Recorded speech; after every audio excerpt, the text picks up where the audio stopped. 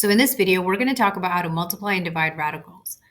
So when we multiply and divide radicals, we can use the product property of radicals, which tells us if we have the square root of a times the square root of b, that can be combined into the square root of ab. A similar property applies when we have the nth root. When we have the quotient property, if we're taking the square root of a over b, we can split that up into the square root of a over the square root of b. And we have a similar property when we're working with the nth root. So let's go ahead and use these properties to simplify some of these examples. So whenever I see this kind of problem and I see this kind of fraction right here, I always like to first apply the quotient property. And the reason for that is because you can put everything under the square root and rewrite this as 12x to the fourth over 3x. And then we're going to leave that square root of 4x cubed on the outside. So we can go ahead and simplify what's on the inside now because we do 12 divided by 3, which is 4. And then we use the exponent properties, x to the fourth over x to the 1. We subtract the exponents and we get x cubed.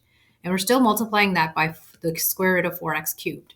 So you may notice now we have the square root of 4x cubed times the square root of 4x cubed, which is basically the square root of 4x cubed squared, which just simplifies to 4x cubed. You can also find the same answer by multiplying these, which will give you 16x to the 6th. And when you find the square root of that, that's still going to be 4x cubed. So now let's go ahead and multiply and simplify here. So we have two things being multiplied and they're the same index. So we just multiply whatever we have as the radicand. So 4x cubed y times 3x squared y to the 5th. Okay. So when we multiply these together, we're going to leave everything under the square root. Remember, we first multiply the coefficients. So 4 times 3 is 12. Then we do x cubed times x squared.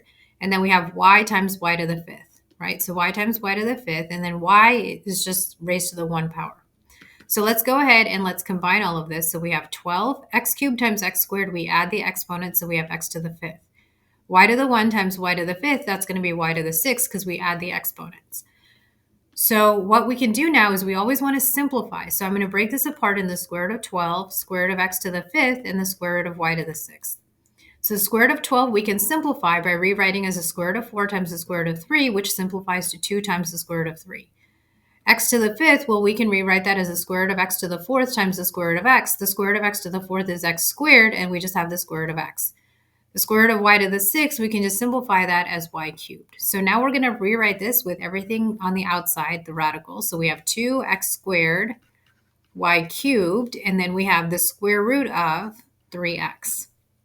So that is now our fully simplified answer.